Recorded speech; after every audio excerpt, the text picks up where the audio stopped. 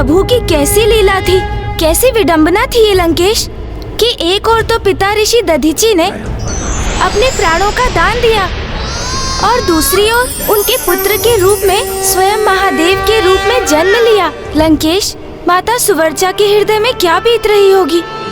दुख और सुख दोनों एक साथ आने पर जिस विडंबना का सामना वो कर रही होंगी, उसका तो अनुमान लगाना भी कठिन है।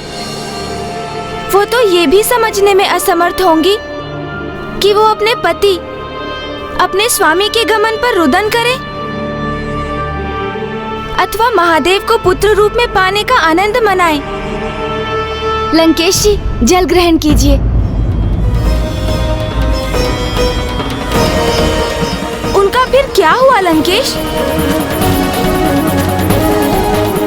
देवी सुवर्चा अपने स्वामी के वियोग में जैसे तंद्रा में चली गई थी। उनकी चेतना जड़ हो गई थी।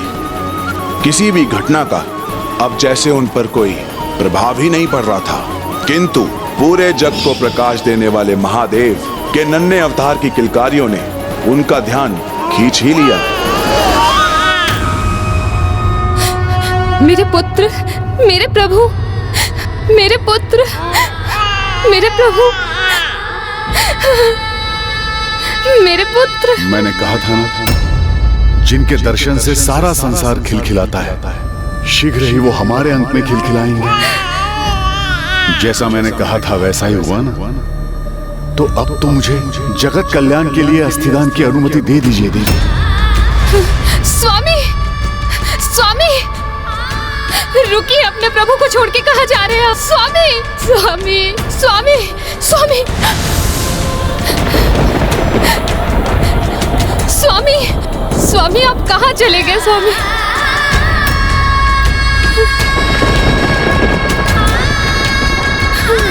उनके स्वामी के प्राण त्यागने के उपरांत उनके वियोग ने देवी सुवर्चा को जैसे प्राणहीन ही कर दिया।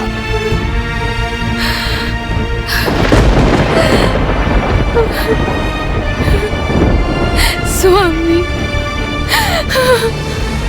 इस महासंकट से हमारे संसार को मेरी अस्थियां ही मुक्त कर सकती हैं। इसलिए मुझे देवताओं को अपनी अस्थियां दान करने की अनुमति दे दीजिए देवी।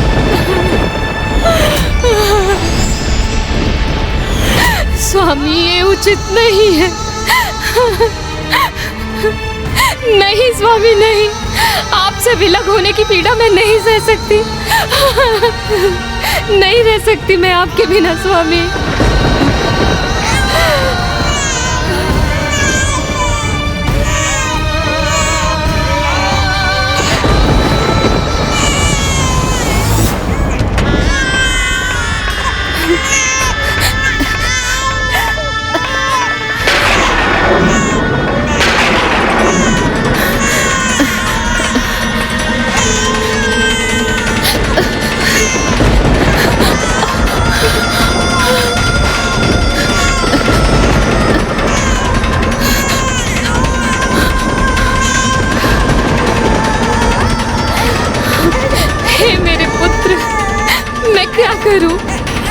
ये दुख मेरे लिए भी असहन है।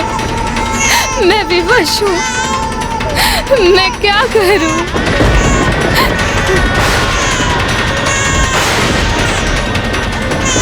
हे पीपल वृक्ष, मेरी सहायता करिए।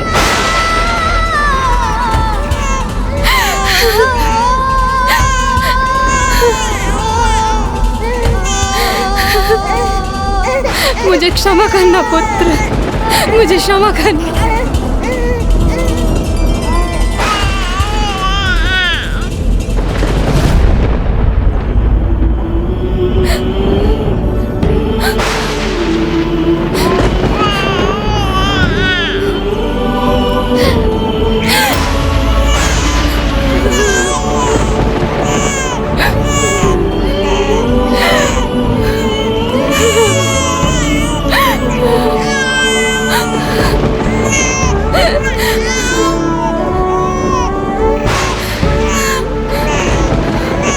नहीं पुत्र, अब मैं नहीं रुक सकती। अब मेरा समय आ गया है, मुझे भी तुम्हारे पिताश्री के पास ही जाना होगा पुत्र। अपनी माता को क्षमा करना।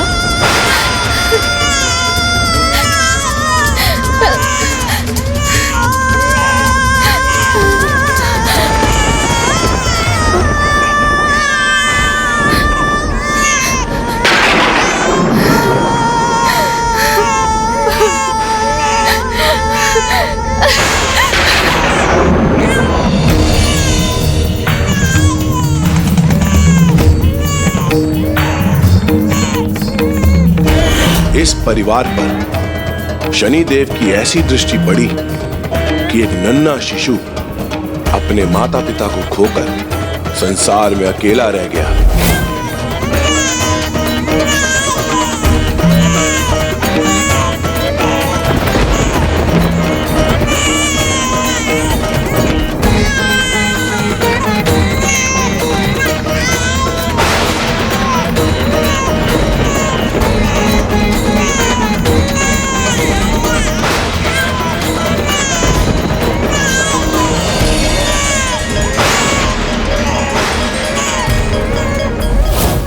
जहां एक ओर महादेव के पिपलाद अवतार का जन्म हुआ, दूसरी ओर इस समय तक उधर वृत्तासुर समस्त सृष्टि पर संकट बनकर छा चुका था। वृत्तासुर जो अपनी परिक्रमा पूर्ण कर चुका था और अपने बनाए व्रत में सबको घेर चुका था और समस्त लोकों को निगलने जा रहा था, अर्थात उसकी विनाश लीला के कारण अब त्रिलोक भी विनाश के निकट था।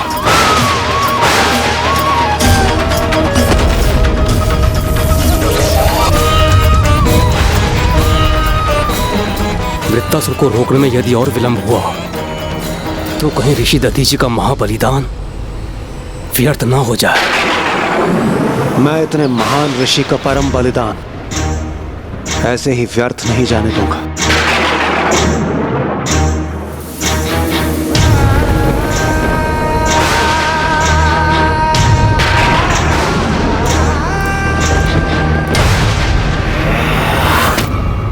ये परिवर्तन, ये अंधकार जो सर्वत्र फैल रहा है, इसे कैसे रोकेंगे हम?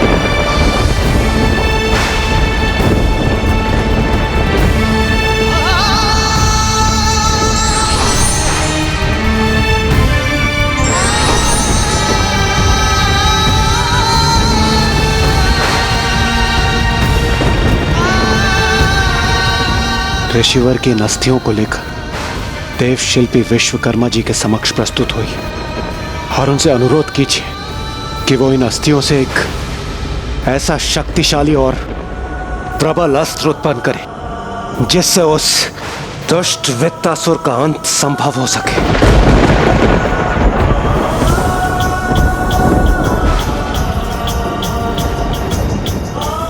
जाइए सूर्यदेव,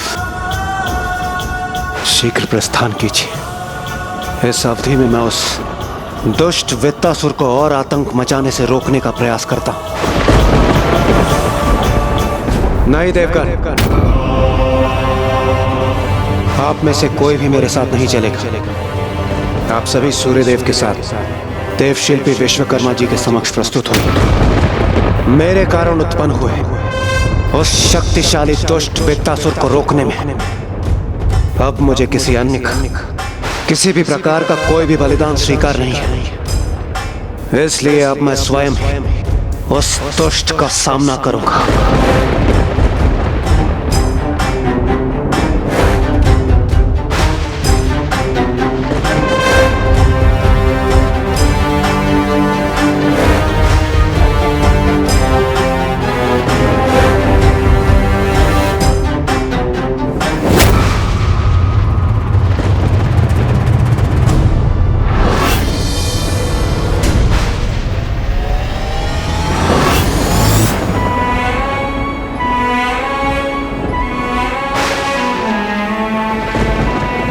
मुझे स्वयं पर पूरा विश्वास है कि किसी भी स्थिति में मेरा आचरण सदैव शुद्ध ही रहेगा। मैं कभी भी विचलित नहीं हो जाऊंगा। यदि दुर्भाग्य की छाया मुझ पर पड़ भी गई तो भी मैं धर्म पथ से दूर नहीं होऊंगा। इसीलिए आपका मुझे सावधान करना व्यर्थ है। आप मुझे चुनौती दे रहे हैं ऋषिवर? हाँ शनिदेव, इसे आप मेरी चुनौती की समझ। अपनी नियति को इतने अपार संयम और आत्मबल से स्वीकार कर ऋषि दधीचि ने महानता का एक अनूठा उदाहरण प्रस्तुत किया है। अर्थात शनिदेव की दृष्टि के दो विपरीत चरम थे। एक और इंद्रदेव थे जो उनकी दृष्टि से प्रभावित होकर सुपथ से भटक गए और निरंतर भूल करते गए, और दूसरी ओर ऋषि दधीचि थे जिन्होंने शनिदेव की दृष्टि के प्रभाव के उपरांत भी अपने धर्म पथ पर अडिग रहे, और जिसके लिए उन्हें इतना बड़ा मूल्य चुकाना पड़ा। देवराज इंद्र की भूलों का मूल्य मात्र ऋषिवर को ही नहीं, संपूर्ण जगत को उठाना पड़ रहा था। क्योंकि जब विश्वकर्मा जी ऋषि दधीचि की अस्थियों से विशेष अस्त्रों का निर्माण कर रहे थे, तब वृत्तासुर की उग्रता में वृद्धि हो रही थी। उसकी विनाश लीला को रोकना असंभव हो गया था। अब वो नवग्रहों को निगलने के लिए तत्पर हो उठा था।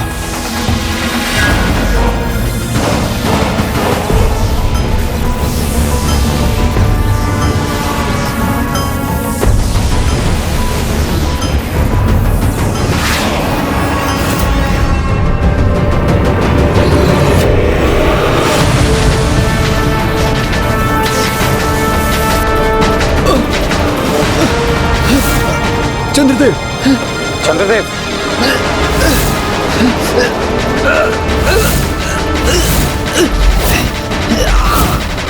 ये अचानक चंद्रदेव को क्या हो गया है? उनके आभूषण, उनके वस्त्र, उनके शरीर से विलग होते प्रतीत हो रहे हैं। देवगुरु, कदाचित दुष्ट वृत्तासुर तो समस्त सृष्टि को निगलने में सफल हो ही जाएगा। मुझे आभास हो रहा है कि जैसे वो मेरे ग्रह को निगलने ही वाला है। चंद्रदेव, आप चिंता मत कीजिए, विश्वकर्मा जी का कार्यस्थल निकट ही है। शीघ्र इंद्रदेव के पास में यह शक्तिशाली अस्त्र होगा जिससे वो उस दुष्ट वृत्तासुर का अंत करेंगे। तब तक संभालिए अपने आप को। रुक जाओ वृत्तासुर।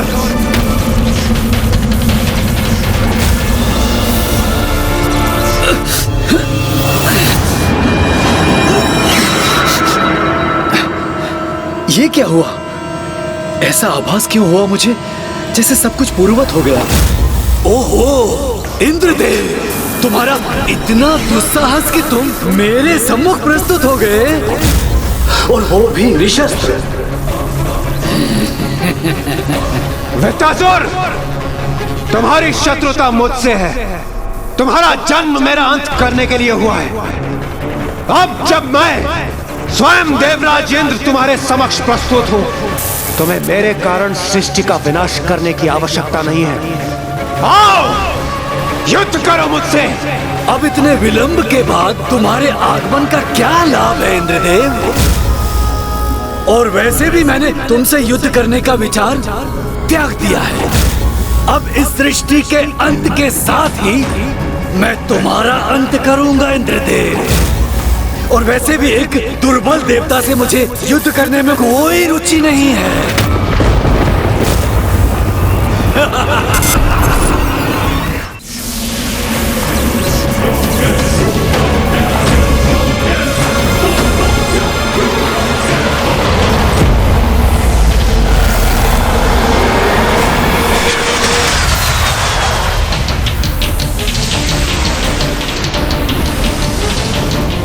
तुम्हारे इन धूम्र मेघों को मेरे मेघों का जल अपने साथ बहा ले जाएगा।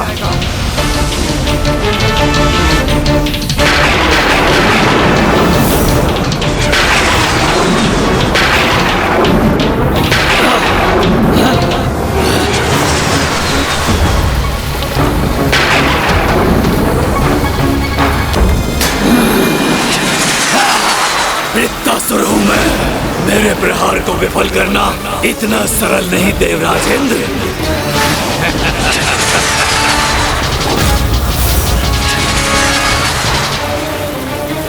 इसने तो मेरे छल को वश में परिवर्तित कर दिया।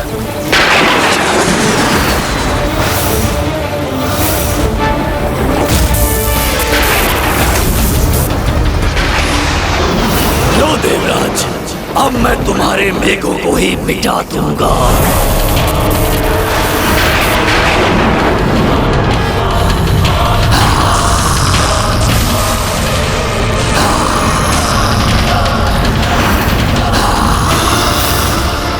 अब तो एकमात्र ऋषि दधीचि की अस्थियों से निर्मित उस विशेष अस्त्र की आस है मुझे, जिसे शीघ्र मेरे हाथों में होना चाहिए, तभी इसका अंत संभव है।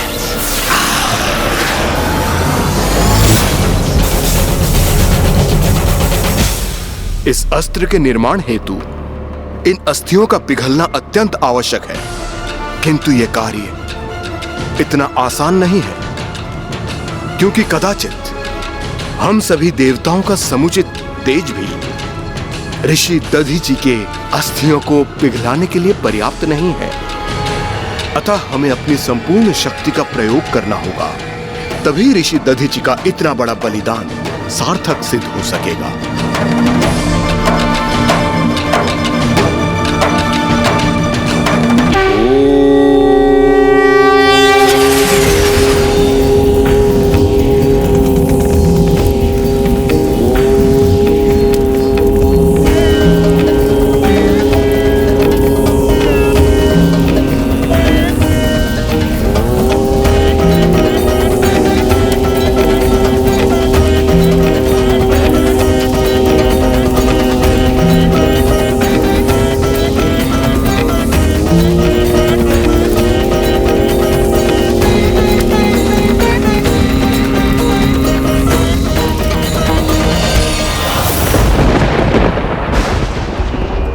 धन्य हैं आप ऋषिवर।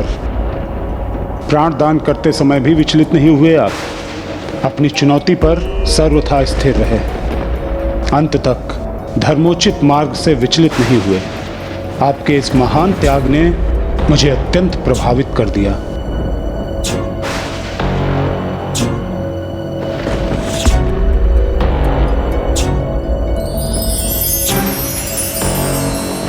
मेरे दंड पर यह चिन्ह मुझे सदा आपके और आपके बलिदान का स्मरण कराएगा।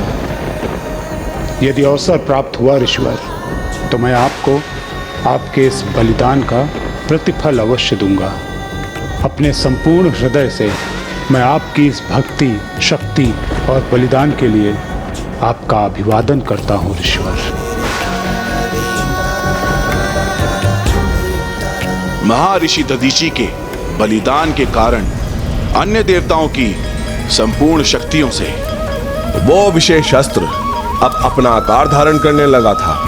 ये वही महावज्र था जिससे वृत्तासुर का वध होने वाला था।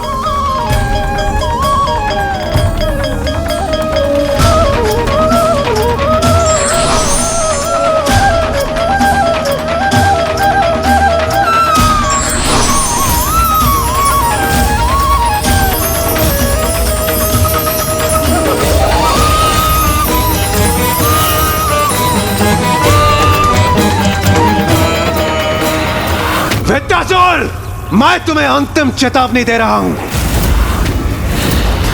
अब मैं तुम्हें किसी और को किसी भी प्रकार की क्षति नहीं पहुंचाने दूंगा। तुम जैसे दुर्बल निशस्त्र देवता क्या करेंगे मेरा? वृत्तासुर हूं मैं, महाशक्तिशाली। मैं चाहूं तो तुम्हें नष्ट कर सकता हूं, लेकिन तुम वृत्तासुर को नष्ट करने में असमर्थ हो।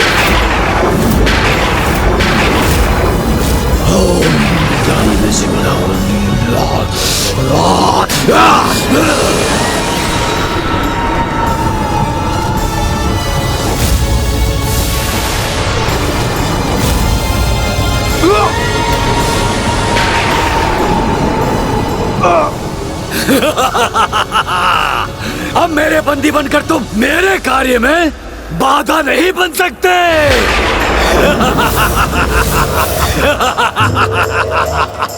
अब तुम स्वयं अपने नेत्रों से संपूर्ण सृष्टि का अंत होते हुए देखो। और पछताओ।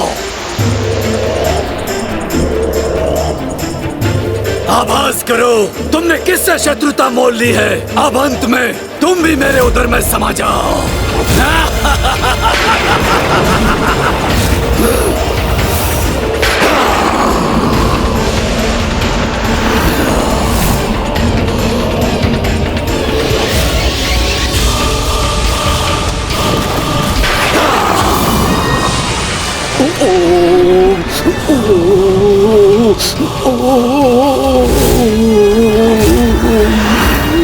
ये अवश्य उस वृत्तासुर का प्रभाव लग रहा है, जिसके कारण मुझे इतनी शक्तिशाली खिंचाव का आभास हो रहा है।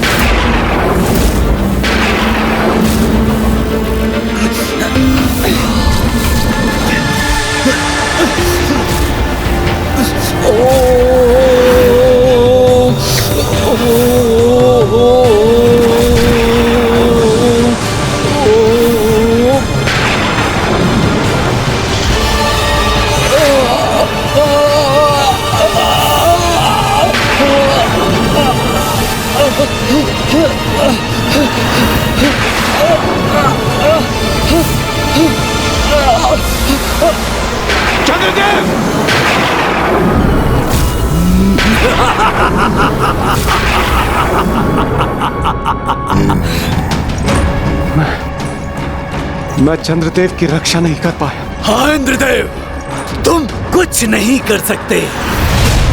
एक एक करके मैं सबको निगल जाऊंगा और उसके पश्चात मैं तुम्हें भी अपने अंधकारी उदर में प्रवेश करवाऊंगा।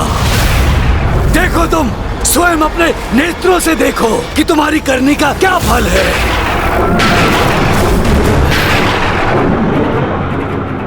प्रतिशोध।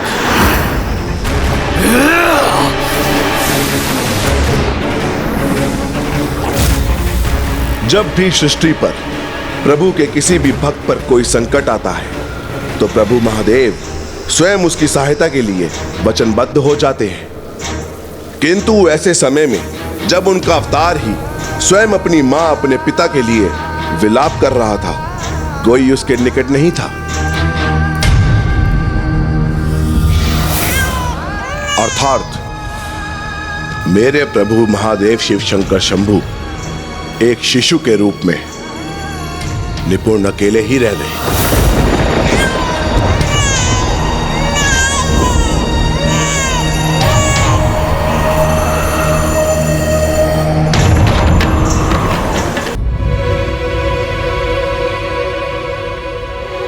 किंतु फिर क्या हुआ लंकेश? उन शिशु का ध्यान किसने रखा? माता पिता के अभाव में वो जीवित कैसे रहे लंकेश?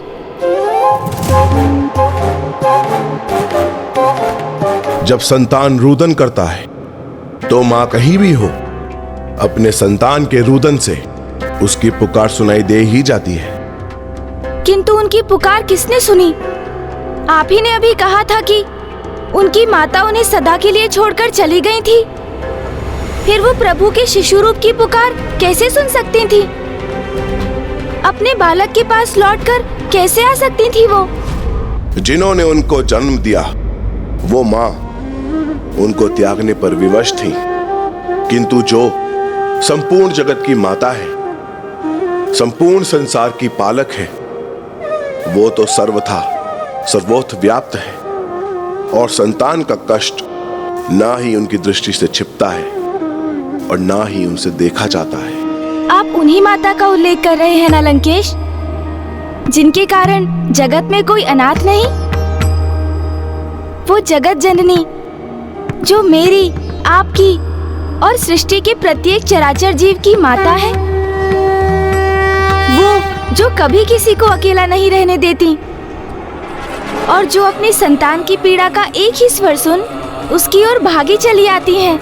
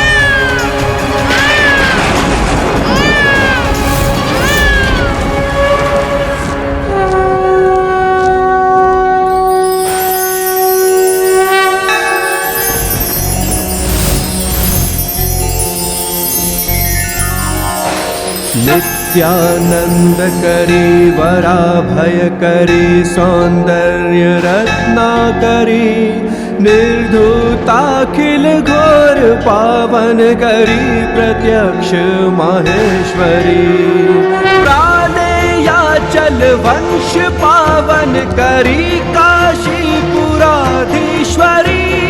भिक्षां देहि कृपावलंबन करी माता अन्नपूर्णेश्वरी माता अन्नपूर्णेश्वरी।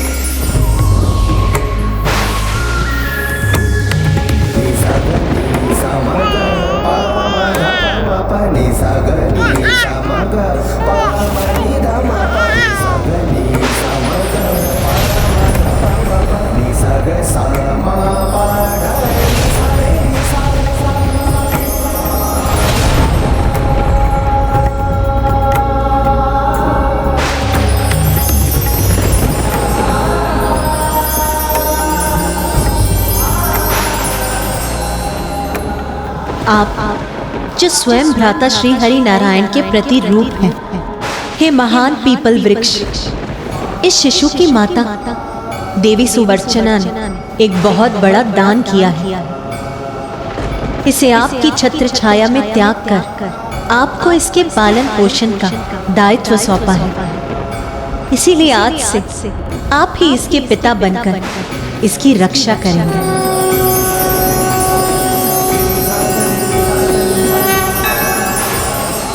और इसकी माता बनकर अपने पीपल वृक्ष के पत्रों से इसका पोषण करेंगे,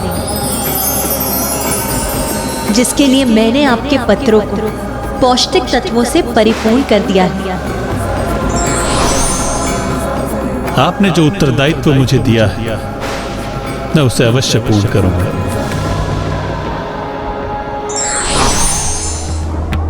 कितना अद्भुत दृश्य होगा ना वो, जब स्वयं श्री नारायण शिशु रूप में पिताश्री महादेव की देखरेख कर रहे होंगे। किंतु फिर क्या हुआ लंकेश? ओहो, विष्णु जी का नाम लेकर मैंने लंकेश को क्रोधित कर दिया।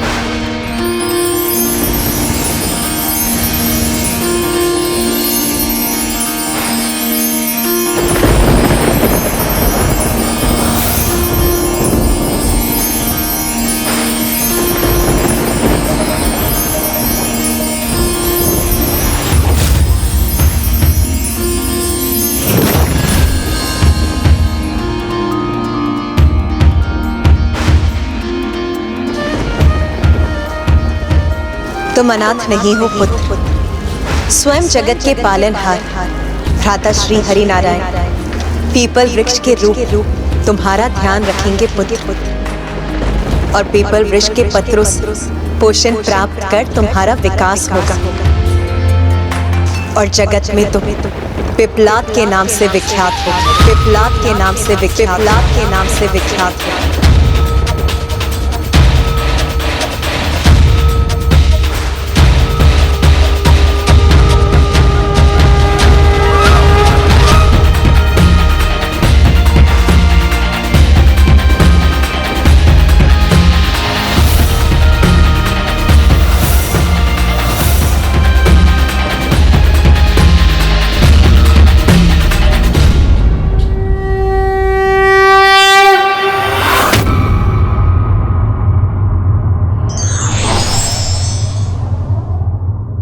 व्यक्ति अपने भाग्य और दुर्भाग्य के भंवर में सदा फंसता रहता है, किंतु अंत में उन्हें तारने वाले भी वही पालनहार ईश्वर ही होते हैं। देवराज इंद्र की एक छोटी सी भूल ने संपूर्ण सृष्टि को संकट में डाल दिया था।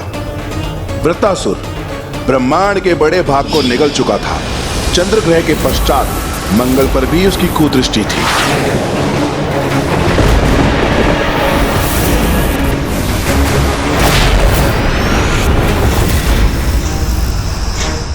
स्वामी, इस अनर्थ को रोकने के लिए आप स्वयं कुछ क्यों नहीं कर देते? नहीं देवी, इस असुर का जन्म तो देवराज इंद्र के अंत के लिए ही हुआ है। अतः मात्र देवराज इंद्र ही हैं जो ऋषि दधीची की अस्थियों से निर्मित वज्र से इस असुर का अंत कर सकते हैं।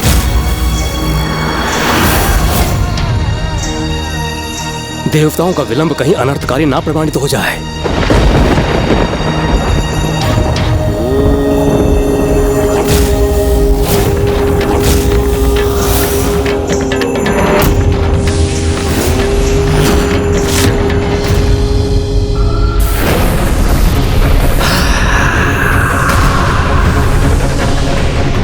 ये दुष्ट मंगल पर अपनी दृष्टि साध रहा है। मैं कैसे रोकूं इसे? ये विश्वकर्मा जी को इतना विलंब क्यों हो रहा?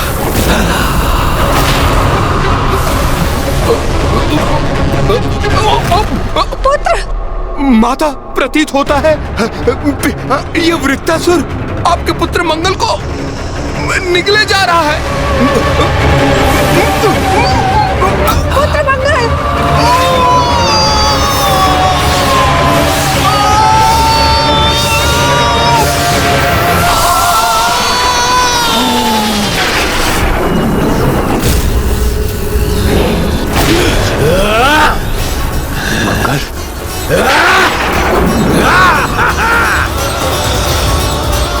ये मैंने क्या कर दिया? कैसा भयंकर संकट उत्पन्न कर दिया मैंने अपनी एकमात्र भूल से। यदि मैं इसे रोकने में सक्षम होता तो मैं इसे अवश्य रोकता।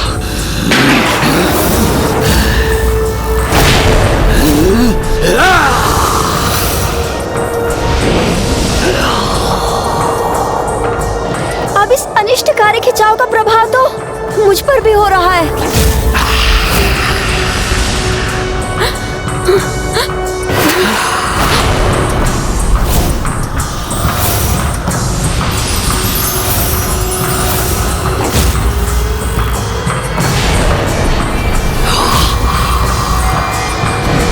दुष्ट असुर, रोक दो अपने इस विनाश को। मैं तुम्हें सावधान करता हूं। शीघ्र मेरे हाथों में महर्षि दधीची की अस्थियों से निर्मित वो वज्र होगा जिससे प्रहार कर मैं तुम्हारा अंत करूंगा। कौन ऋषि दधीची? कैसे अस्थियां? किसका भय दिखाकर भयभीत कर रहे हो मुझे इंद्रदेव? महाशक्तिशाली हूं मैं, वृत्तासुर हूं मैं। तुम मुझे किसी भी शस्त्र से तनिक भी क्षति नहीं पहुंचा सकते इंद्रदेव। किसी में भी इतनी शक्ति नहीं है कि मेरे सम्मुख आके मेरा सामना करे।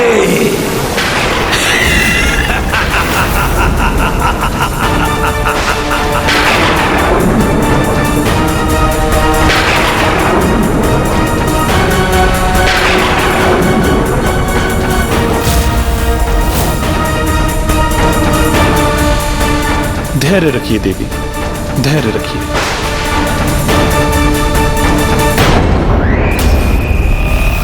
जहाँ स्वयं त्रिदेव असफल हो जाएं, वहाँ किसी साधारण ऋषि की अस्थियां क्या कर लेंगी इंद्रदेव? जिस अहंकार के प्रभाव में यह ऋषि दधीची का अपमान कर रहा है, वही अहंकार इसके सर्वनाश का कारण बनेगा। अपने कर्मों का दंड ये अवश्य भुगतेगा और ये सुनिश्चित करूंगा मैं शनिदेव।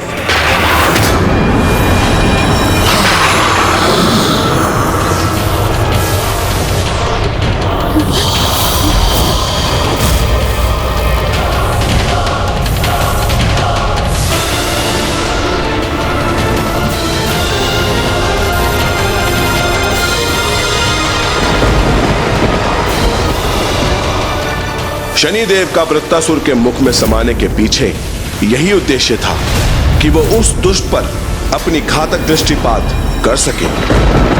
एक और तो पृथ्वी पर विकराल संकट छाया हुआ था जो देवराज इंद्र से देखा नहीं जा रहा था।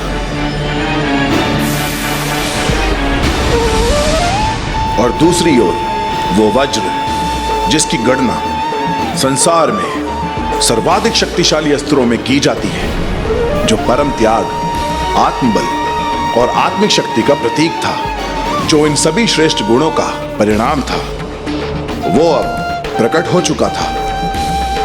किंतु अभी इंद्रदेव उसे धारण कर पाने में अक्षम थे।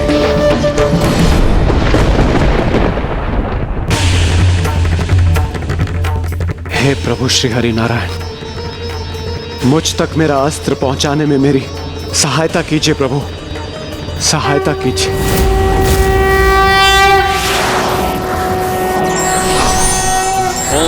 ये देवासो दिव्येकादशस्त्र तद्यामत्येकादशस्त्र अपसुक्षतो महीनेकादशस्त्र ते देवासो यज्ञमिमं जुषध्वम्।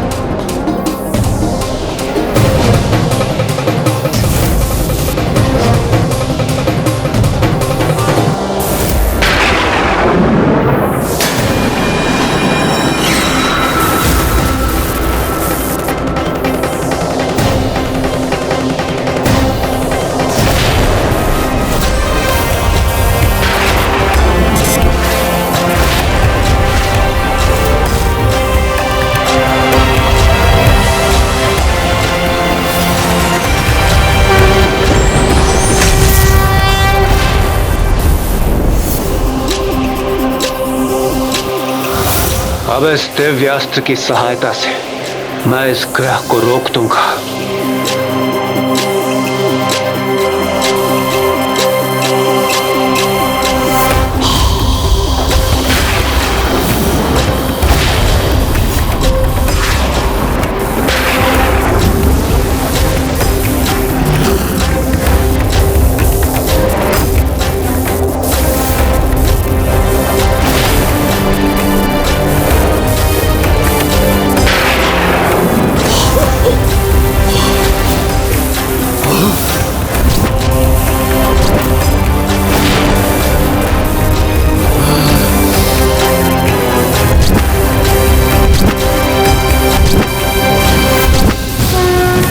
जय श्री हरि नारायण।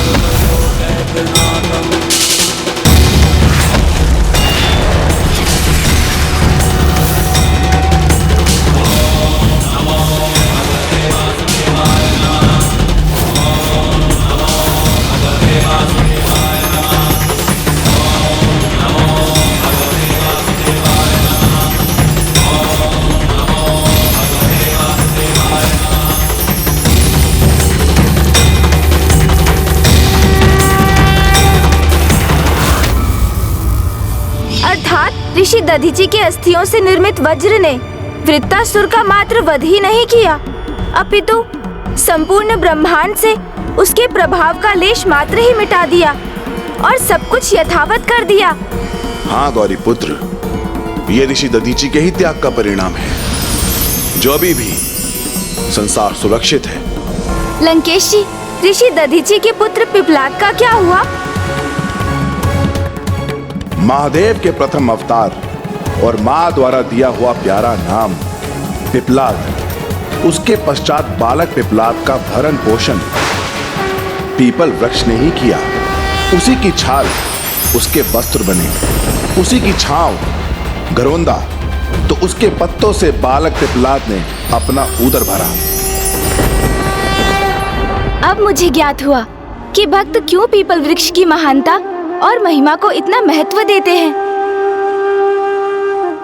उनकी जड़ में दुग्ध क्यों न्यौछावर करते हैं, क्योंकि ऐसा करने से पीढ़ियों तक उनके वंश में कोई भूखा नहीं रहता। पीपल तो उनके संरक्षक हैं, जो संसार में सर्वथा अकेले हैं। सभी अनाथों के नाथ हैं वो।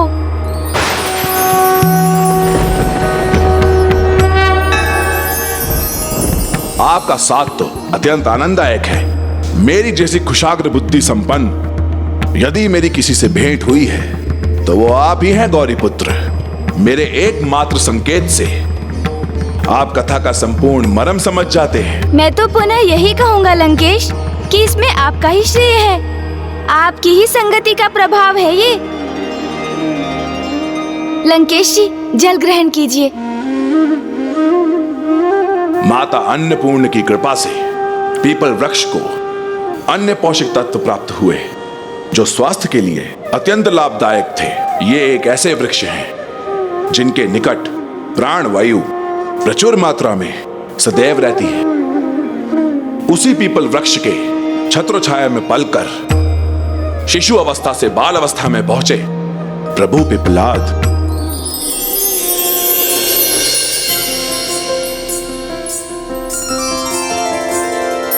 पीपल के वृक्ष तले दृश्य बड़ा प्यारा, बाल रूप शिव जी का जग से लगे न्यारा। संध्या ढले झींगुर गे लहरी भी आए, लोरी सुना के निद्रा प्रभु को कराए। ओ पीपल तले जागे सोए पत्रों को खाया, बाल से बालक बन के ज्ञान वहीं पाया। बालक ने शिव समान रूप जो दिखाया, माता के संग हर कोई खिंचा चलाया। पीपल के वृक्ष तले दृश्य बड़ा प्यारा, बाल रूप शिव जी का जग से लगे न्यारा। पीपल के वृक्ष तले दृश्य बड़ा प्यारा, बाल रूप शिव जी का जग से लगे न्यारा। ओ मंत्र मुग्ध हो के सभी पक्षी चले आए, मंद मंद गीत गा के प्रभु को जगाए। पीपल के पत्र जल की बूंदें गिराए, मुख में भर के उनको प्रभु खिलखिलाए। पीपल के वृक्ष तले दृश्य बड़ा प्यारा, बाल रूप शिव जी का जग से लगे न्यारा।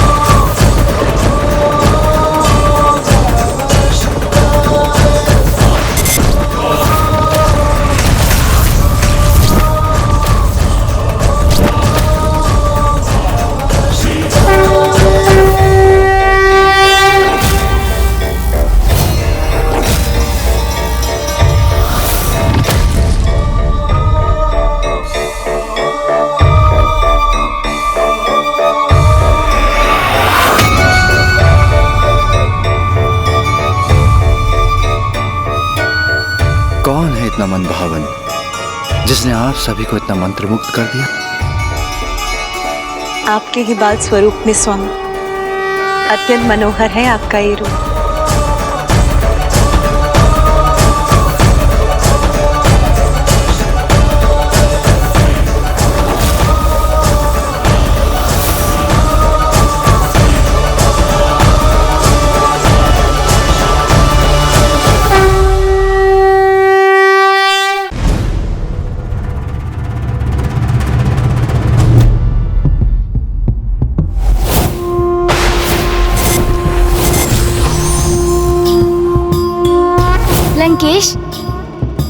पिताश्री के बाल स्वरूप के दर्शन तो अत्यंत अद्भुत रहे होंगे ना? इसीलिए तो समस्त कैलाशवासी उनको देखकर भाव विभोर हो गए। पदेत्व अर्चने पतति नमन कस्य न बचा, अर्थात मेरे प्रभु महादेव शिव शंकर शंभु अपने प्रत्येक रूप में अद्भुत है। ऐसी अनंत महिमा है उनकी, ना मन ना बुद्धि और ना वचनों से उनकी पूर्ण व्याख्या संभव है। और प्रभु के अद्भुत दर्शन का ऐसा अलौकिक अपूर्व आकर्षण था जिससे सम्मोहित होकर कोई भी उनके निकट आने पर विवश हो जाता था। जैसे कुछ दिवसों के उपरांत ही शिव बाल रूप के दर्शन करने हेतु देव श्री नारद स्वयं वहां पहुंच गए और फिर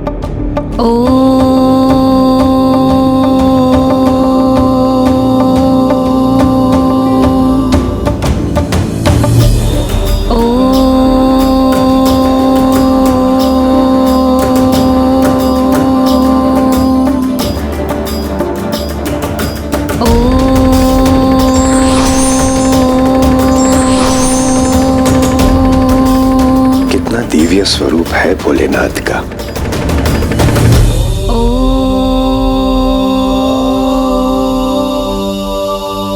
हे प्रभु पिपलाद, मैं आपके दर्शन पाकर धन्य हुआ।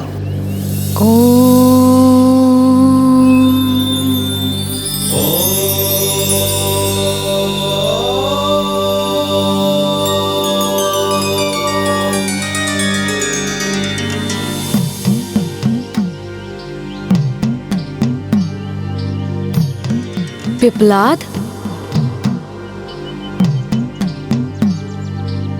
जगत में तुम पिपलाद के नाम से विख्यात हो। पिपलाद? कदाचित मैंने पूर्व में भी इस नाम का श्रवण किया है। क्या यही मेरा नाम है?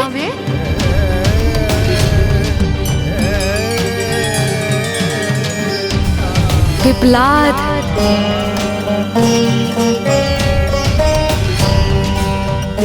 अवश्य, आपको ये नाम स्वयं अन्नपूर्ण माता ने दिया था, पिपलाद। स्वयं जगत के पालनहार भ्राता श्री हरि नारायण पीपल वृक्ष के रूप तुम्हारा ध्यान रखेंगे पुत्र, और पीपल वृक्ष के पत्रों से पोषण प्राप्त कर तुम्हारा विकास होगा, और जगत में तुम पिपलाद के नाम से विख्यात, पिपलाद के नाम से विख्यात।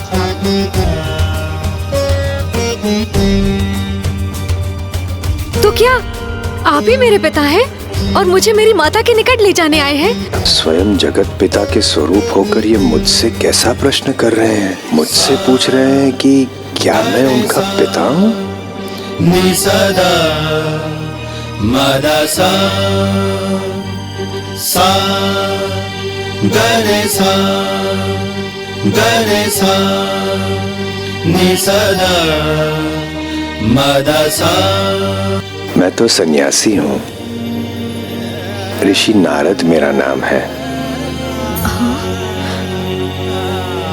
हाँ? नारद? देवर्षि नारद? ओह, प्रणाम ऋषिवर। आपको तो मेरे माता पिता का परिचय अवश्य ज्ञात होगा। नारायण नारायण, इनमें मैंने प्रभु शिव को तो दूर से ही पहचान लिया था, किंतु इनमें इस बालक को तो अब पहचान पा रहा हूँ, जिन्हें अपने माता पिता और स्वयं का परिचय ही नहीं ज्ञात, किंतु ये मुझे पहचानते हैं, तो फिर स्वयं को लेकर अपरिचित क्यों हैं? आज तक जिनसे भी मेरा संपर्क हुआ, उनमें से आप प्रथम हैं जिन्हें मेरा परिचय प्राप्त है। अन्यथा यहाँ निर्जन आश्रम के अतिरिक्त और कुछ भी नहीं है। हाँ, कुछ वन्य जीव जंतु अवश्य हैं जो नियमित रूप से आकर मेरा मन बहलाव करते हैं, किंतु उनसे तो मुझे अपने किसी भी प्रश्न का उत्तर नहीं मिला।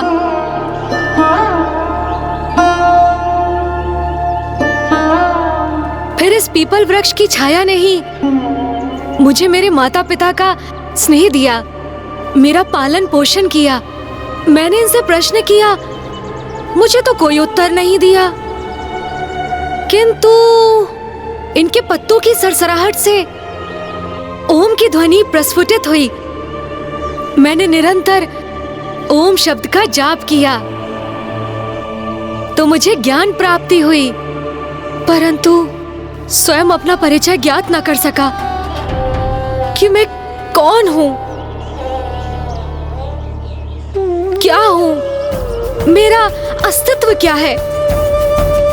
बस इसी आशा में प्रतीक्षा करता रहा कि मेरे माता पिता आएंगे, मुझे ढूंढेंगे, और तब से मैं यहीं पर हूं, इसीलिए यहाँ से कहीं दूर नहीं गया। तो फिर मुझे बताइए ऋषिवर नारद, कौन है मेरे माता पिता, और वो अभी तक मुझे लेने क्यों नहीं आए हैं? कैसे बताऊं इस नन्हे बालक को कि वो नरजीवन आश्रम इनके माता पिता का ही है। कैसे बताऊं इन्हें कि अब वो जीवित नहीं है, और जिनकी ये इतनी आतुरता से प्रतीक्षा कर रहे हैं वो इन्हें लेने कभी नहीं आएंगे। और ये भी कैसे बताऊं इन्हें कि तब जो हुआ उसमें इनका कोई दोष नहीं था, वो तो बस शनिदेव की दृष्टि का प्रभाव था। देव ऋषि नारद के लिए उनके समक्ष संपूर्ण घटना को बताना अत्यंत कठिन था, किंतु प्रभु पिपलाद जी ने इतनी विनम्रता से आग्रह किया कि देव ऋषि उनको बताने में विवश हो गए, और फिर उन्होंने प्रभु पिपलाद जी को सब कुछ बता दिया कि कैसे शनिदेव की अनियंत्रित दृष्टि के प्रभाव से प्रभु पिपलाद का परिवार नष्ट हो गया और वो इस संसार में अकेले रह गए। ऋषिवर, ऋषिवर,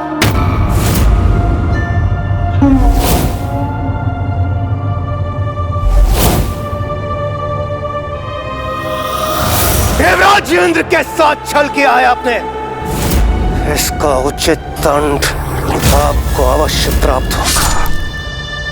यदि मेरे पुत्र का अपमान या अहित हुआ तो मेरे क्रोध से कोई सुरक्षित नहीं रहेगा। ऋषि के क्रोध से उत्पन्न उस असुर के वध के लिए हमें एक ऋषि की अस्थियों से निर्मित अस्त्र की ही आवश्यकता है, और एक ऐसे अस्त्र के निर्माण के लिए हमें केवल ऋषि दधीची की ही अस्थियों की आवश्यकता होगी। जब इंद्रदेव के कृत्य के कारण समस्त सृष्टि पर वृत्तासुर के रूप में सृष्टि पर संकट छाया, तो ऋषि दधीची ने जगत कल्याण हेतु और वृत्तासुर का वध करने के लिए अपनी अस्थियों का दान किया, अपनी अस्थियों का दान किया। यदि आपने मेरी सहायता नहीं की और अपनी अस्थियों का दान नहीं दिया तो मेरे कारण इस समस्त सृष्टि का विनाश हो जाएगा। उनके इस महादान के कारण ही आज समस्त सृष्टि अपने स्थान पर स्थिर है। और माता सुवर्चा, आपकी माता ने अपने स्वामी के वियोग में अपने प्राण त्याग दिए।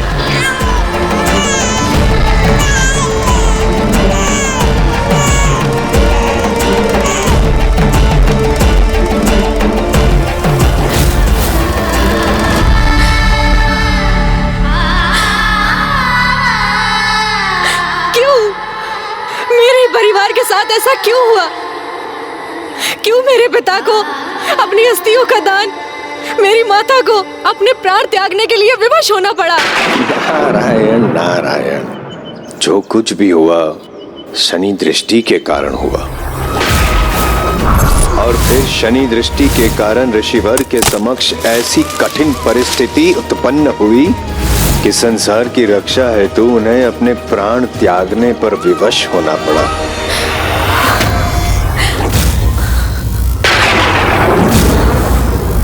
कहीं इस घटना को विस्तार से सुनाकर मैंने कोई भूल तो नहीं कर दी? जो कुछ भी हुआ शनि दृष्टि के कारण।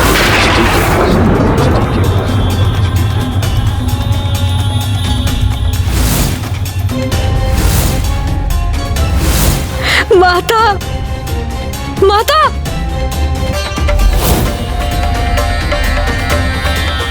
ये कैसा अनर्थ कर दिया मैंने। प्रभु पिपलाद के क्रोधावेश को जागृत कर दिया मैंने। नारायण नारायण।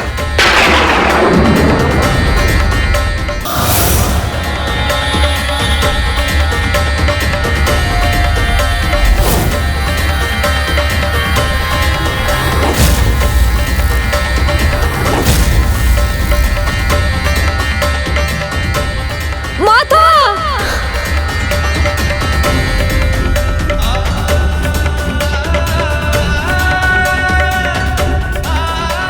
पुत्र,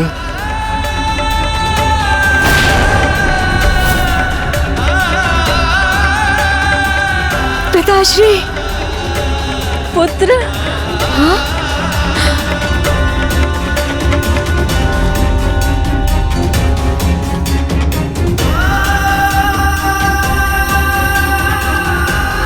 माता! माता!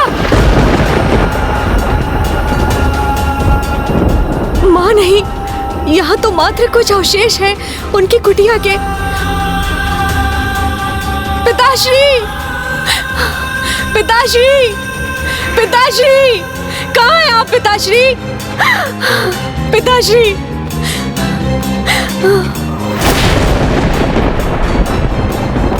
पिताश्री, वो भी नहीं है यहाँ। मात्र उनकी चरण पादुकाएं हैं यहाँ।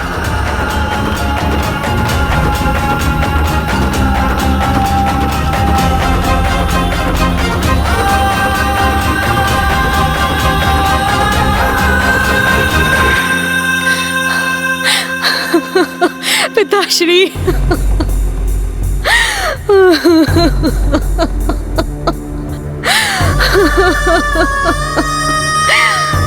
पिताश्री!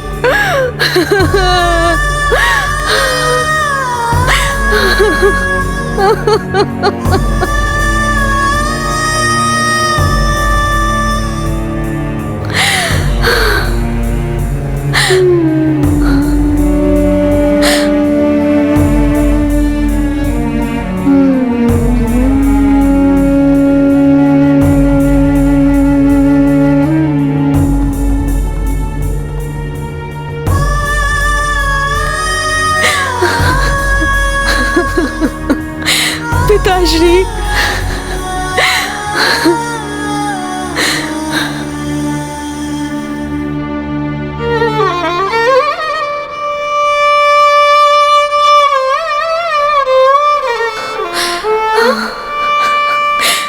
प्रणाम पिताश्री।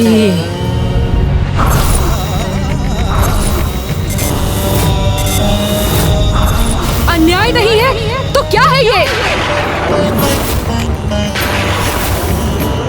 अन्याय किया है शनिदेव ने मेरे साथ, और उन्हें इस अन्याय का दंड अवश्य प्राप्त होगा।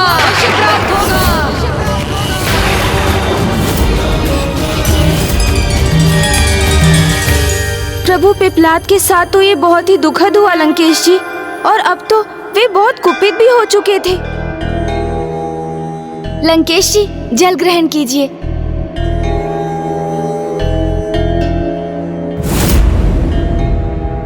क्या सोचने लगे लंकेश?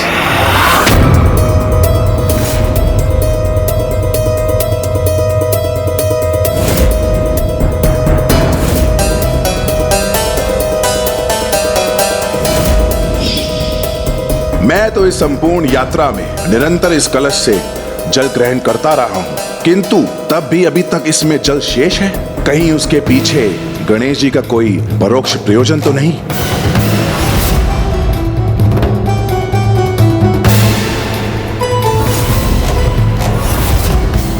हम लंका नगरी पहुंचने के लिए 1/4 यात्रा पूर्ण कर चुके हैं।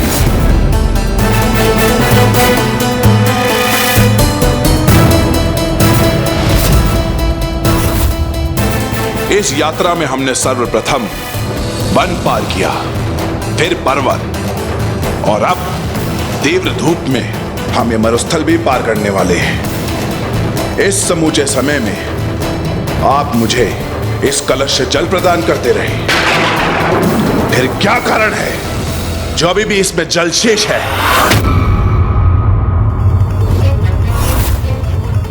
इन्हें तो मुझ पर संदेह हो गया।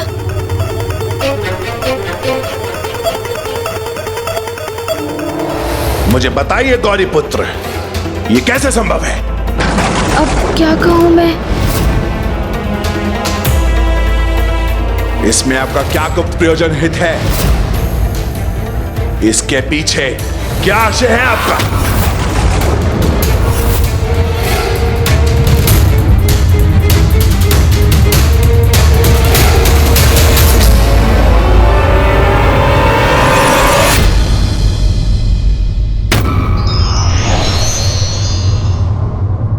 अधर्म और सत्य भले ही कुछ समय के लिए स्थापित हो जाएं, किंतु उन्हें समूल नष्ट करने का माध्यम कोई ना कोई अवश्य बनता है। मुझे बताइए गौरी पुत्र, ये कैसे संभव है? इतना जल ग्रहण करने के उपरांत भी क्या कारण है? जो अभी भी इसमें जल शेष है। अब क्या कहूं मैं? इसके पीछे क्या आशय है आपका? क्या कारण है जो अभी भी इसमें जल शेष है? गौरी पुत्र, इसके पीछे कैसे संभव है? क्या आशय है आपका? अब यदि मैंने लंकेश को ये बता दिया कि इस पात्र का जल कभी रिक्त नहीं होता और इसके पीछे की मंशा कि उनके लघु शंका लग जाने पर उनके हाथों से पिताश्री के आत्मलिंग को लेकर यहीं स्थापित कर देना है, तब तो अनर्थ ही हो जाएगा। मुझे शीघ्र कोई उपाय सोचना होगा। शीघ्र ही इस रहस्य को उजागर कीजिए। मुझे बताइए गौरी पुत्र, इस कलश का जल समाप्त क्यों नहीं हो रहा है? हे महान लंकेश, आप तो व्यर्थ ही संदेह कर रहे हैं मुझ पर, और जिस प्रश्न का उत्तर आपको स्वयं ज्ञात है उसे आप मुझसे ही पूछ रहे हैं। ज्ञात है मुझे, अर्थात तो कदाचित आपको वास्तव में ज्ञात नहीं है लंकेश। किंतु ये तो बहुत ही आश्चर्य की बात है, क्योंकि आप जैसे कुशाग्र बुद्धि संपन्न, परम ज्ञानी और परम प्रतापी की दृष्टि से तो कुछ भी छिपा नहीं रह सकता। इसलिए मुझे प्रतीत हुआ था कि इस कलश को देखते ही आप इसके रहस्य को अवश्य समझ गए होंगे। ये कैसी पहेली बुझा रहे हैं गौरी पुत्र? ऐसा क्या है जो सहज समझना चाहिए मुझे, किंतु मैं उसे समझने में असमर्थ हो रहा हूं? मुझे अपनी बुद्धि का प्रयोग करना चाहिए, अन्यथा कहीं गौरी पुत्र की दृष्टि में मेरा मान घट ना जाए। क्योंकि लंकेश, मेरा तो ये विश्वास था कि आप किसी भी दृष्टि से साधारण कदापि नहीं, ना ही निम्न कोटि की अज्ञानी हैं, जो इस कलश को ध्यान से देखने पर भी इसका रहस्य ही ज्ञात ना कर सके। महाज्ञानी हूँ मैं, श्रेष्ठतम भी हूँ मैं, फिर मेरी दृष्टि, मेरी बुद्धि विफल क्यों हो रही है यहाँ? लंकेश, अवश्य एकाग्रचित होकर नहीं देखा होगा आपने इस कलश को। हाँ, आप सर्वथा उचित कहते हैं गणेश जी, मैंने ही पूर्ण ध्यान नहीं दिया। किंतु अब तो आपने इस कलश को ध्यान से देख लिया है ना लंकेश, फिर तो आप अवश्य ही समझ गए होंगे। क्यों नहीं समझूंगा, लंकेश सब समझ गया है। मुझे ज्ञात था लंकेश, आप ध्यान देंगे तो अवश्य ही समझेंगे कि ये कलश कोई साधारण कलश नहीं, अपितु अक्षय पात्र है। अक्षय पात्र? अच्छा हुआ जो गौरी पुत्र ने बता दिया, अन्यथा अब तक मुझे भी कहाँ ज्ञात था। हाँ हाँ, उचित ही समझा मैं। ये वही अक्षय पात्र है ना, जिससे जितना भी जल बाहर निकालो वह उतना ही भरता जाता है। इस दीर्घ यात्रा में मैंने आपको दक्षिणा स्वरूप जल प्रदान करने का वचन दिया था, और इस संपूर्ण यात्रा में ये कलश जल से विहीन ना हो, इसलिए अक्षय पात्र अपने साथ ले आया था मैं।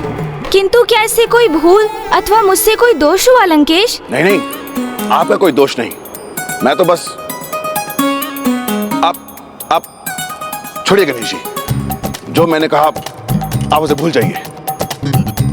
हमें तो अब आगे की कथा पर ध्यान देना चाहिए। हाँ तो लंकेश जी, अब कृपया बताइए, जब प्रभु पिपलाद को ज्ञात हुआ कि शनिदेव की दृष्टि दोष के कारण ही उन्हें अपने माता पिता से विलग होना पड़ा। तो फिर इसके पश्चात क्या हुआ? अन्याय किया है शनिदेव ने मेरे साथ और उन्हें इस अन्याय का दंड अवश्य प्राप्त होगा, अवश्य प्राप्त होगा, अवश्य प्राप्त होगा।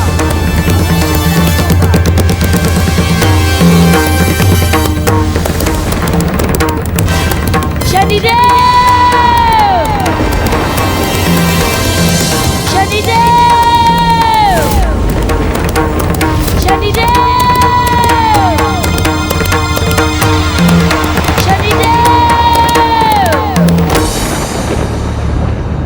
ये तो किसी बालक की गर्जना है, किंतु कौन है ये बालक जो मुझे अन्यायी घोषित कर रहा है? और मैं क्या किसी के साथ अन्याय करूंगा? बाल्यावस्था से लेकर आज तक अन्याय तो स्वयं हुआ है मेरे साथ। यदि ये तुम्हें अपने पिता के रूप में स्वीकार नहीं है, तो तुम भी मुझे अपने पुत्र के रूप में स्वीकार नहीं हो। क्या प्राप्त किया मैंने इस जीवन में? माता, जिनके अधिकारों के लिए मैंने सदैव संघर्ष किया, किंतु उन्होंने भी मुझे परित्याग कर दिया। पिता, एक इतने ही मार्गदर्शक होने के स्थान पर मेरे सर्वाधिक प्रबल शत्रु बन गए। बहुत सह चुका हूं तुम्हारा ये व्यर्थ का अहंकार। बताओ मुझे, अस्तित्व ही क्या है तुम्हारा? देवी छाया और मेरे पुत्र होने के अतिरिक्त अपने माता और पिता के स्नेह से सदैव वंचित रहा मैं, किंतु अपने इस दुर्भाग्य को मैंने स्वीकार किया। फिर मेरे जीवन में आई मेरी पत्नी, जिनसे शापित हुई मेरी दृष्टि। आपकी ये अर्धांगिनी आपको ये श्राप देती है कि अब से आप जिस पर भी अपनी सीधी दृष्टि डालेंगे उसका सर्वनाश होगा, और जिसके कारण मैं स्वयं उन्हें, अपनी अर्धांगिनी को भी देखने में असमर्थ हो गया, किंतु उसे भी स्वीकार किया मैंने। फिर मैंने प्राप्त किया सम्मान, जो स्वतः ही प्राप्त नहीं हुआ मुझे, अपितु उसे प्राप्त करने के लिए मैंने किया था महादेव का घोर तप। तो फिर कोई उत्तर दे मुझे कि मैं अन्यायी कैसे हुआ? अन्याय तो सदैव मेरे साथ हुआ। यहाँ इस भवन में, अपनी इस सभा में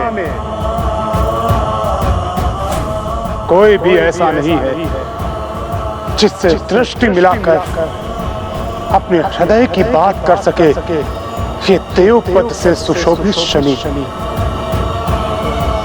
और फिर कोई बालक कह रहा है कि मैंने उसके साथ अन्याय किया है।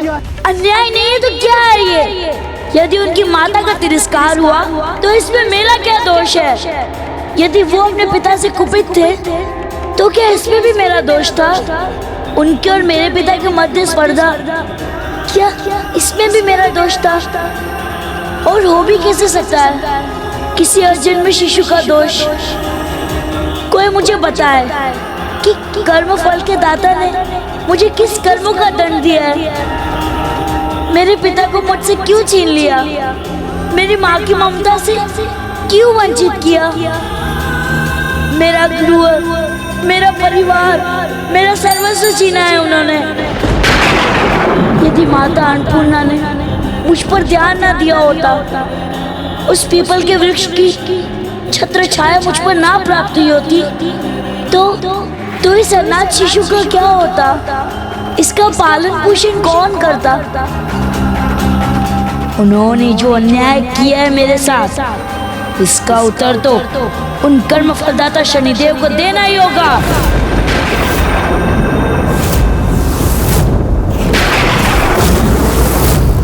प्रत्येक दुर्भाग्य को दृढ़ता से सहा है मैंने, किंतु कभी भी अपने कर्म और अपने कर्तव्य से विमुख नहीं हुआ ये शनि। सदैव पक्षपात की भावना से रहित रहा मैं। इसीलिए स्वयं महादेव ने मुझे कर्म फलदाता नियुक्त किया। और उस दिवस से आज तक कोई भेदभाव, कोई अन्याय किए बिना सदैव न्याय करता रहा हूं मैं।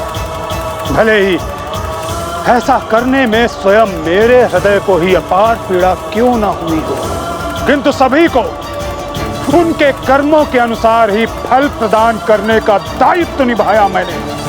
भले ही कुछ भी क्यों ना हो जाए, कैसी भी विपदा का क्यों सामना ना करना पड़े, ये बालक पिपलाद कर्म फल के दाता शनिदेव को उनके कर्मों का फल अवश्य प्रदान करेगा। कर्म फल के दाता शनिदेव को उनके कर्मों का फल अवश्य प्रदान करेगा।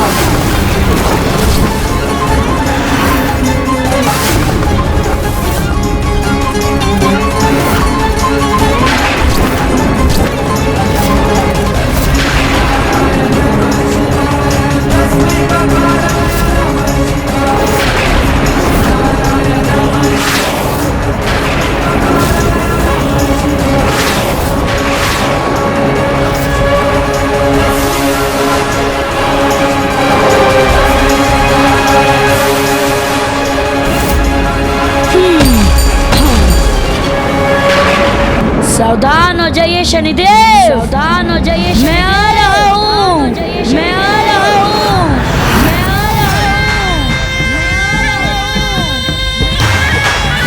जिसकी दृष्टि से स्वयं सूर्य देव भी सुरक्षित नहीं रहे, उस शनि को दंडित करने एक बालक आ रहा है।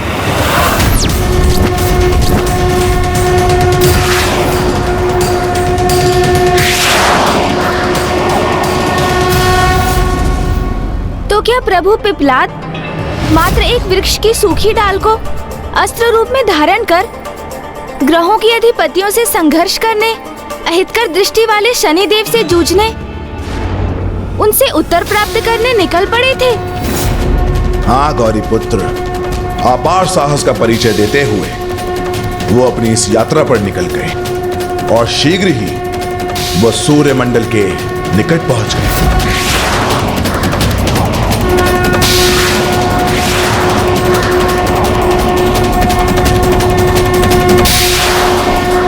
शनिदेव, शनिदेव,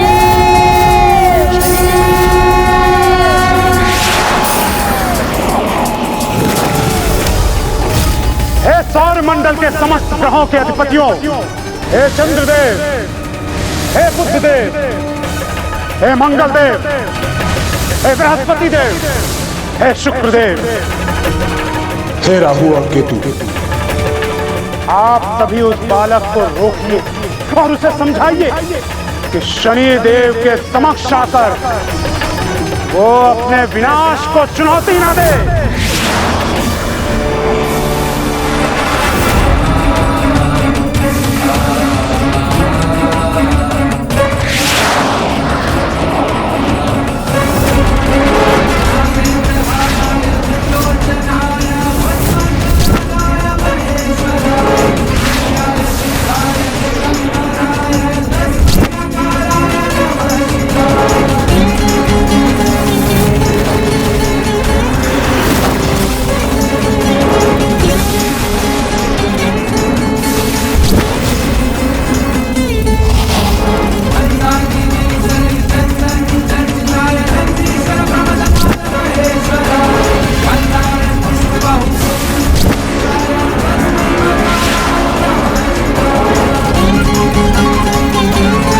प्रतीत होता है इस बालक के रूप में स्वयं महादेव पधारे हैं।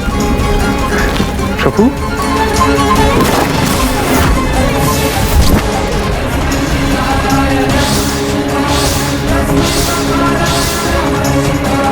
महादेव,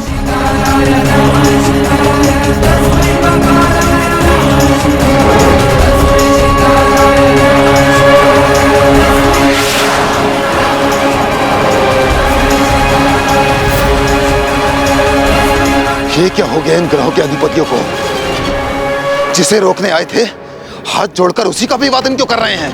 राहु, कदाचित वो इस छलिया बालक को महादेव समझ रहे हैं, अन्यथा उसे रोकने के स्थान पर इस प्रकार क्रमबद्ध होकर उसका अभिवादन क्यों करते? केतु, तब तो हमारे लिए यह अत्यंत उचित अवसर है, क्योंकि ग्रहों के अधिपति तो इस बालक को रोकेंगे नहीं।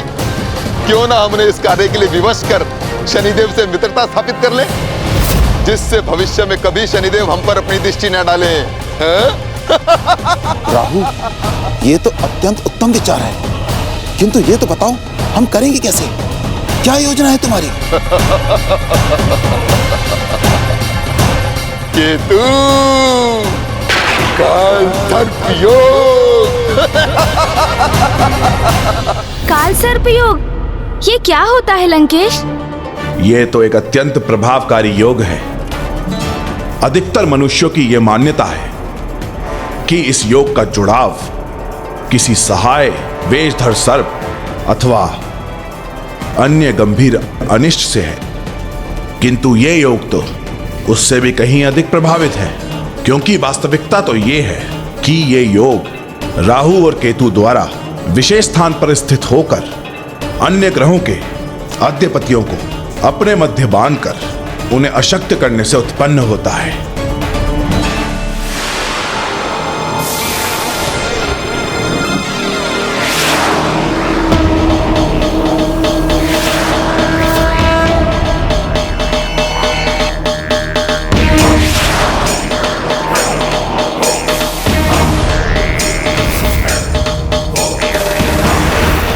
जब राहु और केतु सूर्यमंडल के दो विपरीत छोर पर इस प्रकार स्थित होते हैं और अपने मध्य सीधी रेखा का जुड़ाव स्थापित कर उस रेखा में ग्रहों के अधिपतियों को बांध लेते हैं, तो वो ग्रहों से उनके गुण, उनके प्रभाव, उनके नियंत्रण को छीनने में सफल हो जाते हैं। इसलिए अब राहु और केतु के प्रभाव के कारण ये स्थिति प्रभु पिप्पलाद के लिए भी गंभीर स्थिति प्रस्तुत करने जा रही थी।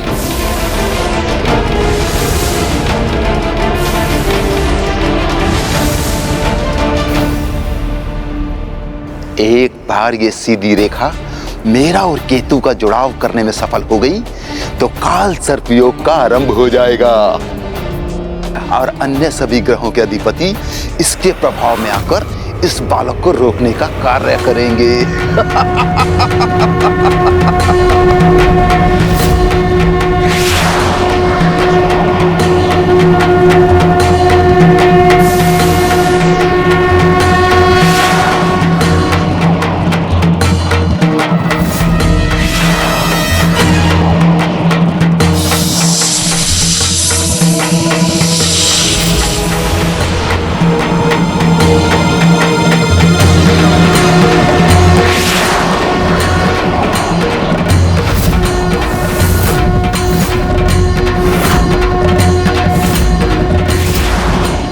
शनिदेव के निकट पहुंचने से मुझे कोई नहीं रोक सकता।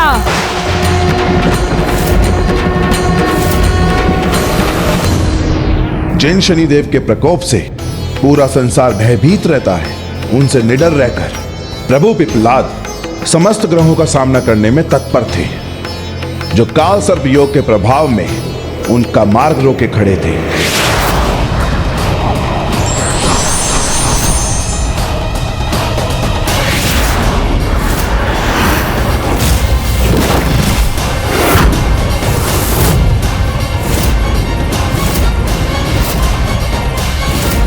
प्रभु पिप्पलाद पिताश्री के अवतार अवश्य थे, किंतु अपने इस रूप में वे तो एक नन्हे बालक ही थे ना, तो वे अकेले मात्र एक काष्ठ के त्रिशूल से उन शक्तिशाली ग्रहों के अधिपतियों से कैसे युद्ध कर सकते थे लंकेश? फिर सभी ग्रहों के अधिपति काल सर्प योग के प्रभाव से प्रभु पिप्पलाद के प्रति शत्रुता का भाव धारण कर उन्हें रोकने के लिए प्रस्तुत हो गए।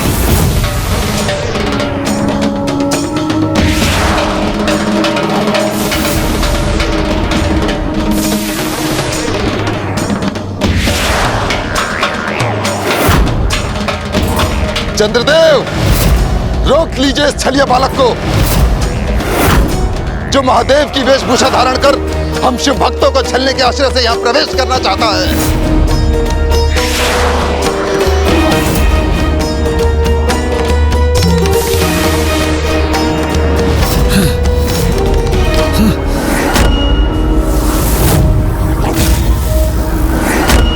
इस बालक को यहाँ कदापि प्रवेश नहीं करने दूंगा मैं।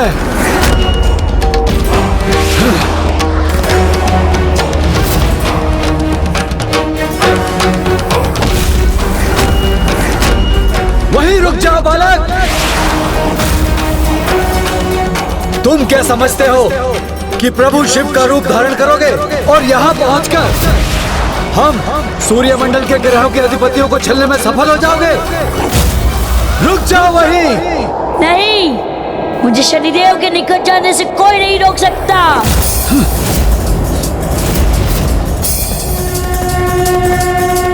शनिदेव, शनिदेव।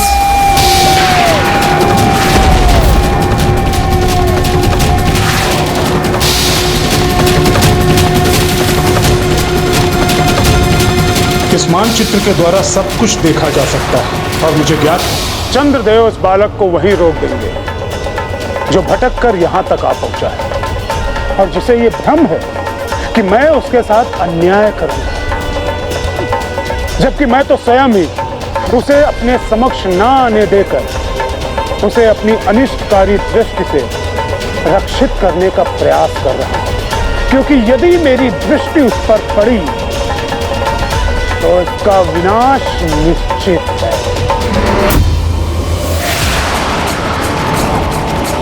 हट क्यों कर रहे हो बालक? स्वयं अपने अहित को आमंत्रित कर रहे हो तुम। प्रतीत होता है तुम इतनी सरलता से नहीं मानोगे। तुम्हें रोकने के लिए मुझे विवश होकर अपने कठोर बल का प्रयोग करना होगा।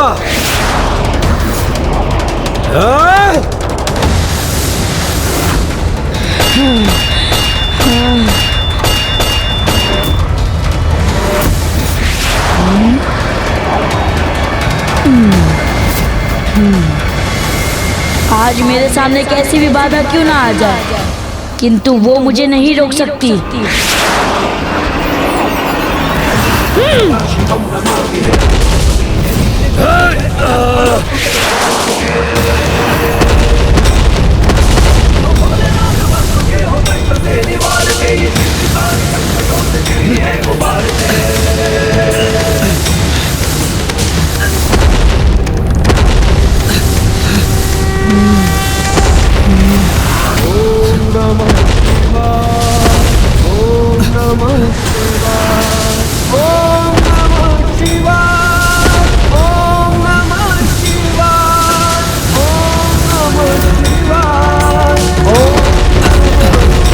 ये तो मेरा ही क्षय होने लगा।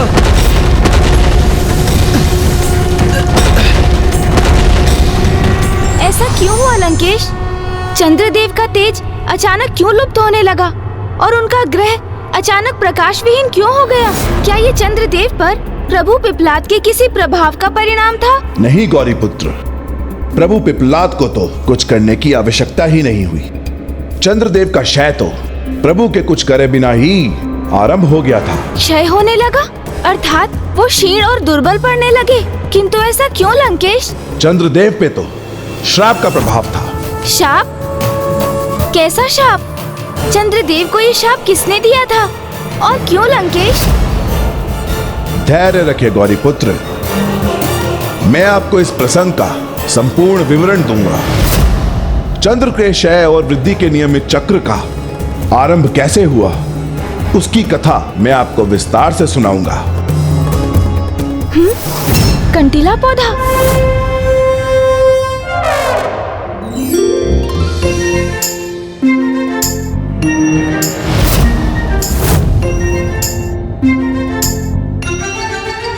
कदाचित ये छोटा सा कांटेदार पौधा लंकेश के मार्ग में एक बड़ी बाधा उत्पन्न करने में सहायक हो सकता है।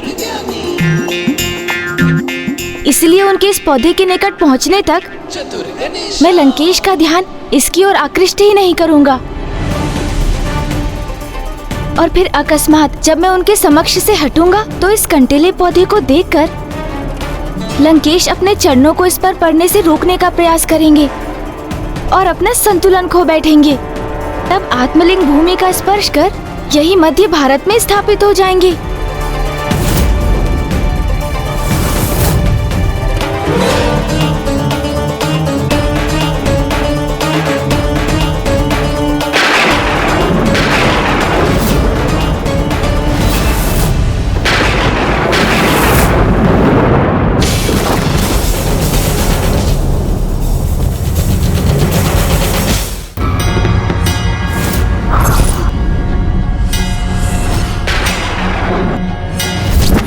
ये उत्तम युक्ति है। अब जब मुझे युक्ति मिल ही गई है तो क्यों ना उसे सफल बनाने का प्रयास भी कर लिया जाए। उचित है लंकेश, आप मुझे धैर्य धारण करने के लिए कह रहे हैं ना? तो मैं भी अब आगे की कथा बिना आपसे अपनी दृष्टि हटाए बहुत धैर्य से सुनूंगा। तो लंकेश, आप भी मुझे समुचित समय लेकर ही बताइए कि आगे क्या हुआ। चंद्रदेव को शाप क्यों और किसने दिया? चंद्रदेव के घटाव बढ़ाव की प्रक्रिया कैसे आरंभ हुई? ये किस घटना का परिणाम है और क्या है उनके पीछे की कथा लंकेश? यदि मैं इनके आगे आगे चला तो कदाचित इनकी दृष्टि मार्ग पर पड़े उस कंटीले पौधे पर नहीं पड़ेगी। जब ब्रह्मदेव सृष्टि की रचना करने के लिए प्रेरित हुए तो उन्होंने इस कार्य को पूर्ण करने के लिए स्वयं ही प्रजापतियों को उत्पन्न किया, जिनमें सर्वाधिक महत्वपूर्ण थे कश्यप प्रजापति। उन्हीं से सभी जीवों की उत्पत्ति हुई। फिर उस क्रम में थे दक्ष प्रजापति, जिनसे सृष्टि का समस्त विधि विधान निर्धारित हुआ। किंतु लंकेश, चंद्रदेव का दक्ष प्रजापति से क्या संबंध था? दक्ष प्रजापति की 27 पुत्रियां थी, जिनका विवाह चंद्रदेव से करने से पूर्व दक्ष प्रजापति ने चंद्रदेव से एक वचन लिया कि वो कभी भी उनकी किसी भी पुत्री को हे दृष्टि से नहीं देखेंगे। पत्नी रूप में स्वीकार कर उन सभी को एक समान स्नेह प्रदान करेंगे और किसी का भी तिरस्कार नहीं करेंगे। चंद्रदेव द्वारा दक्ष प्रजापति को वचन देने के उपरांत ही दक्ष प्रजापति की पुत्रियों के साथ चंद्रदेव का विवाह संपन्न हुआ। किंतु कुछ समय के उपरांत ही चंद्रदेव ने अपने वचन को भंग कर दिया, क्योंकि वो तो देवी रोहिणी के सौंदर्य से अत्यंत प्रभावित थे और उन्हीं पर अपने सर्वाधिक स्नेह की वर्षा करने लगे थे।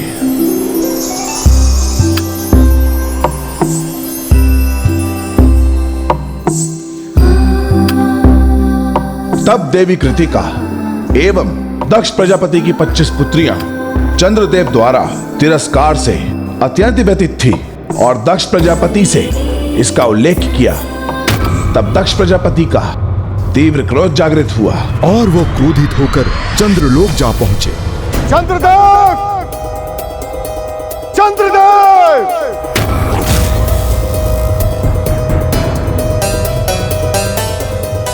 आपने मुझे वचन दिया था, आप मेरी किसी भी पुत्री का तिरस्कार नहीं करेंगे, किसी की उपेक्षा नहीं करेंगे, किसी को अपने स्नेह से वंचित नहीं करेंगे। परंतु आपने मेरी 26 पुत्रियों का तिरस्कार किया, मात्र इसलिए क्योंकि पुत्री रोहिणी उन सब में अधिक सौंदर्यवान है, आपके समान मनोहर है। आपने मुझे अपना दिया हुआ वचन तोड़ा है चंद्रदेव। आपके लिए रूप का आकर्षण अत्यंत महत्वपूर्ण है ना। मैं प्रजापति दक्ष आपको श्राप देता हूं, आने वाले 15 दिनों में आपका ये तेज, आपका ये प्रकाश और आपकी समस्त कलाएं आप खो देंगे। प्रजापति दक्ष ने अपनी पुत्रियों के साथ ये कैसा न्याय करवाया? सभी को समान स्नेह दिलाने के स्थान पर उन्होंने तो सभी से चंद्रदेव को विलग करने की ही व्यवस्था कर दी। कदाचित इसीलिए कहा जाता है कि क्रोध से प्रभावित होकर कोई कभी न्याय नहीं कर सकता, क्योंकि क्रोध के वश में आकर किया गया कोई भी कार्य सदैव अन्याय का ही कारण बनता है।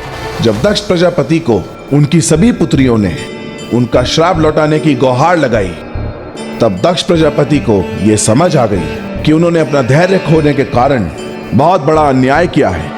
किंतु फिर भी अपना श्राप लौटाना प्रजापति दक्ष के लिए भी असंभव था। किंतु इन प्रत्येक समस्याओं का हल मेरे प्रभु एकमात्र शिव शंकर शंभु के पास ही होता है। इसलिए ब्रह्मदेव ने चंद्रदेव को सुझाव दिया कि सभी मंत्रों में श्रेष्ठ महामृत्युंजय मंत्र का जाप करें, क्योंकि एकमात्र प्रभु महादेव शिव शंकर शंभु ही उनकी रक्षा करने में समर्थ थे।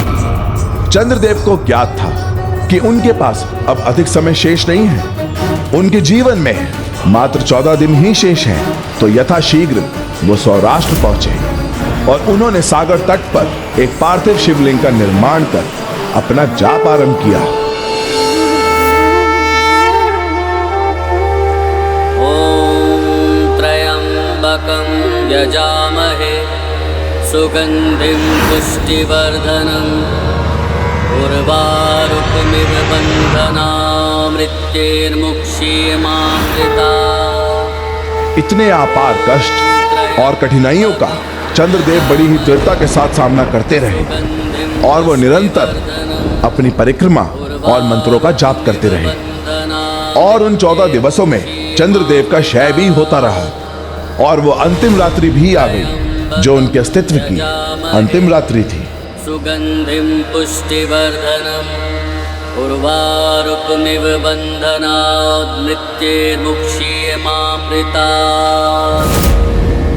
ॐ त्र्यंबकं यजामहे सुगंधिं पुष्टिवर्धनम् उर्वारुकमिव बन्धनात् मृत्यैर्मुक्षीयमामृता।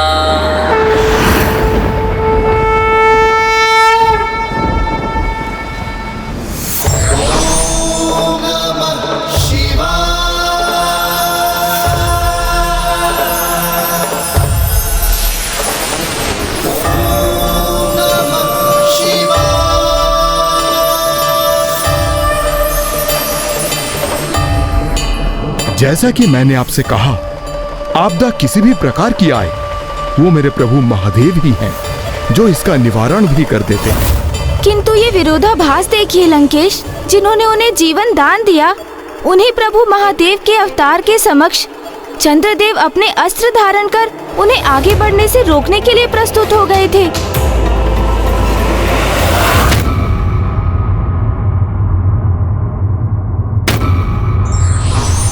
वो चाहे श्राप हो या वरदान, यदि बिना सोच समझकर दिया गया तो इसका भयंकर परिणाम भी भविष्य में जाकर अवश्य ही उजागर होगा।